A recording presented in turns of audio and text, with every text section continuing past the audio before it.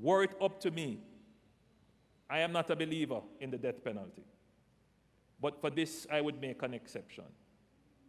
Anyone found with a gun should start with the death penalty.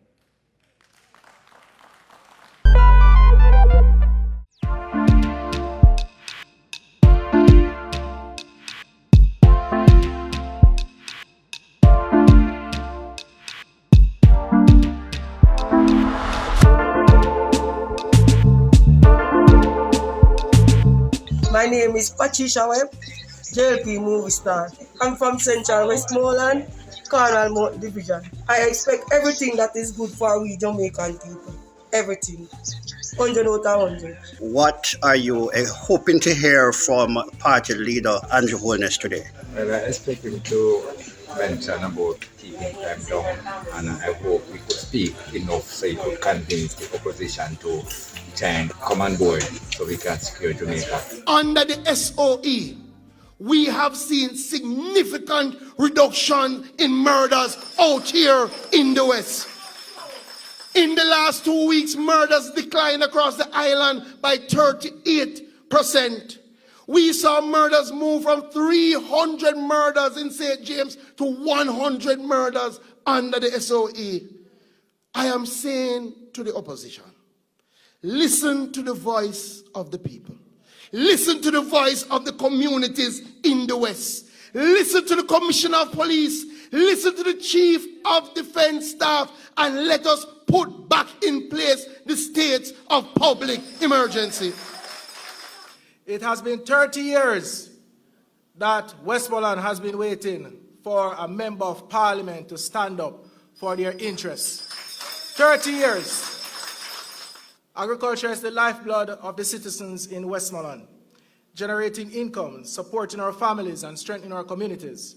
The sector continues to generate a lot of interest. However, there are challenges. The top 3 challenges are, we have the COVID pandemic. It's not agriculture in specific, but it affects us all. We also have our economy to rebuild.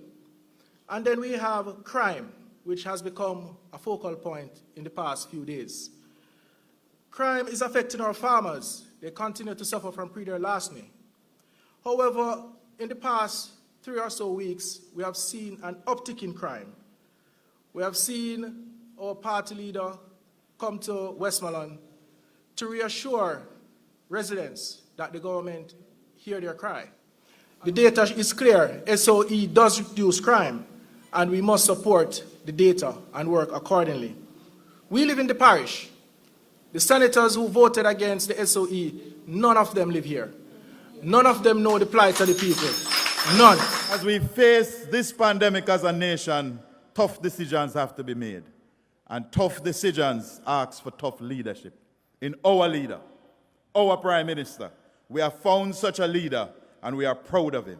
He has proven time and time again that positivity, unity, and compassion will win over negativity.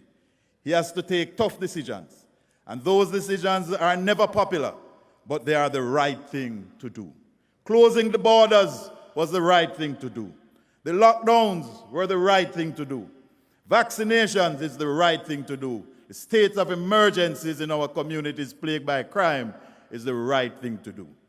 Transferring from my portfolio, Clarendon Alumina production, to the Ministry of Finance was the right thing to do, and I support that 100%, because ultimately Jamaica will benefit. This is not a time for ego and self-interest. This is a time for Jamaica. We are laying the groundwork to build back stronger. As the chairman of the party, it is my job to get our party ready. And party leader, today I wish to report to you that we are ready for the local government elections. The organs of the party is in place, and we are ready. Since becoming Prime Minister, he has built a treasure trove of public goodwill. He has exhibited a style, a commitment, an energy, and a determination that has resonated with the Jamaican people. But I want to make it very clear, that goodwill that he enjoys is very delicate, it's very fragile. It has to be handled with the utmost care. It is something that can vanish in the twinkling of an eye. So it has to be protected and preserved, because he is going to need it in order to mobilize the country to confront the many challenges that we face.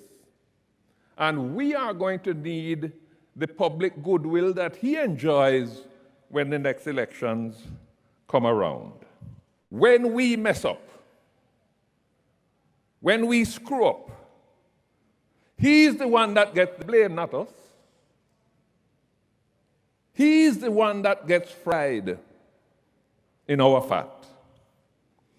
If we do our job well, with integrity, and in the best interest, not of ourselves, but of the country, we not enhance it, we strengthen it.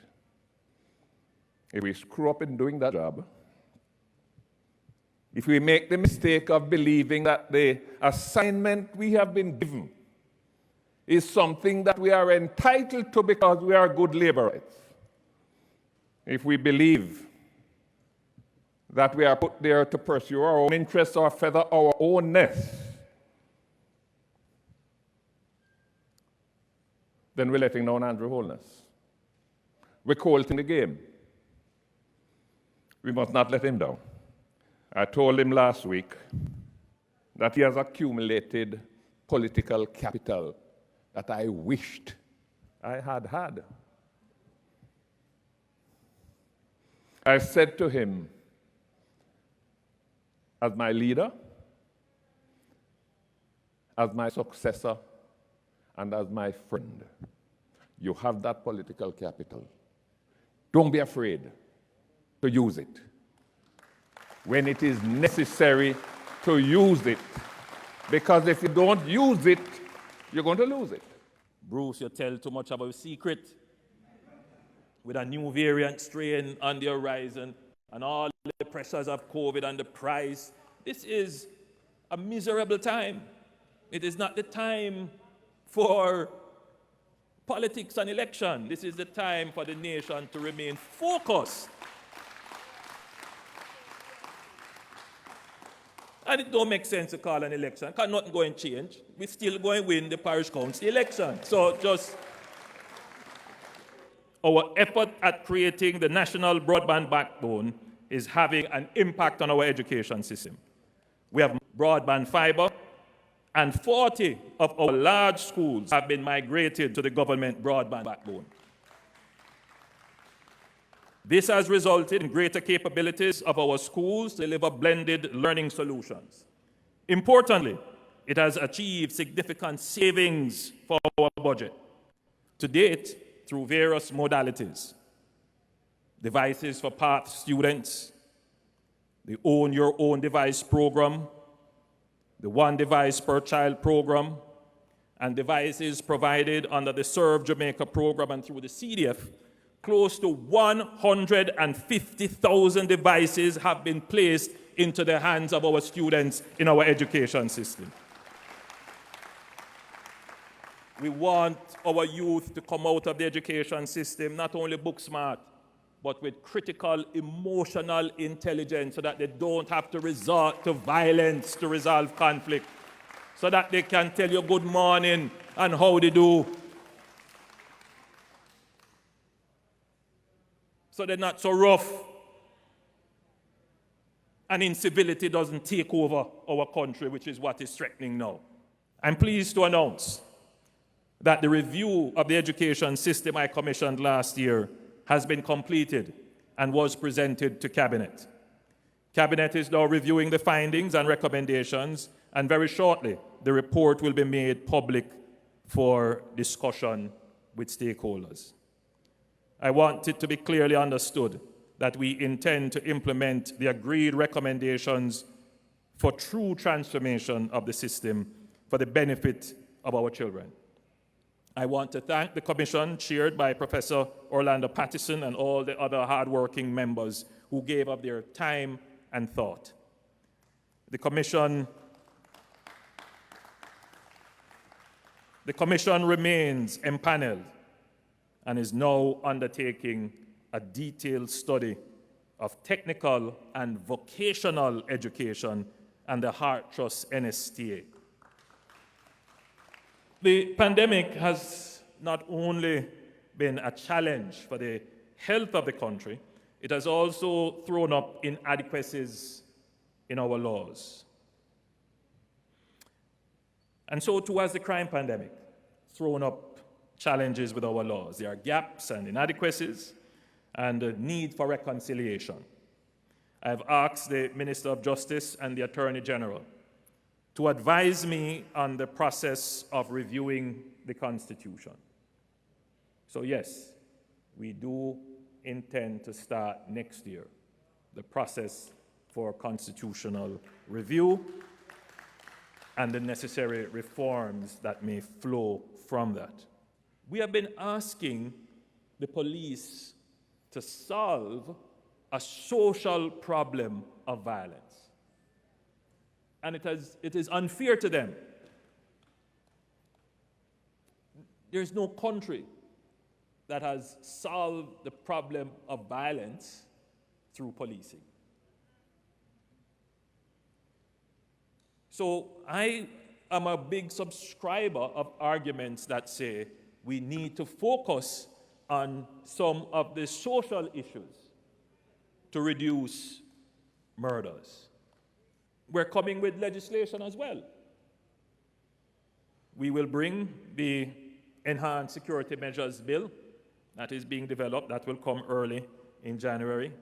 The Bail Act, we have wrestled with this because the issue of the rights of the individual, even a criminal has rights. The Firearms Act, I personally got involved in this because I believe at the heart of the problem is the easy access to the gun. Our current law is structured to treat with legal firearms. The current law assumes that you have the firearm legally, that it came into the country legally. That's not the case. The problem that we have in Jamaica is the inflow, a mass unregulated inflow of unregistered light arms and weapons from post-war countries and from our big trading partners to the north. Sent here in exchange for drugs or sent in barrels with food to family to support internecine gang wars and feuds, for sport and ostentatious display, to support the control of turf, with the ultimate impact of destabilizing the Jamaican state by the expression of the ultimate violence, taking lives. Were it up to me, I am not a believer in the death penalty, but for this I would make an exception. Anyone found with a gun should start with the death penalty. That's how strongly I feel about it.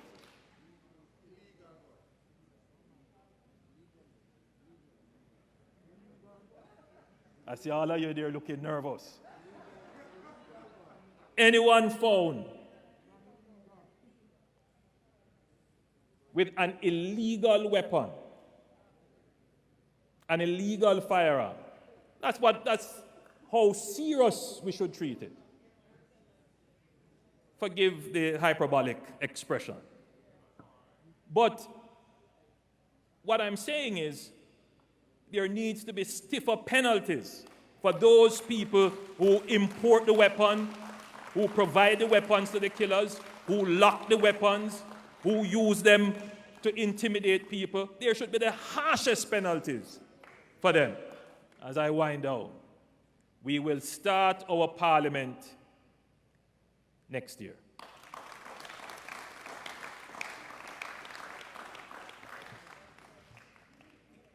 The parliament is important. It must be a symbol of our independence. It must be a symbol of our integrity. And I say here to the Jamaica Labour Party that will occupy most of the benches in Parliament.